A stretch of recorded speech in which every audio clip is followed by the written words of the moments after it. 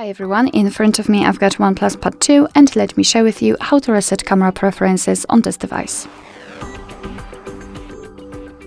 So let's start with opening the camera app, and currently we are in the standard photo mode. However, the mode does not really matter. Let's take a look at those green lines. I've applied them before I've started the recording because I'd like to show you a visual evidence that the reset option will work. So basically, those green lines should disappear.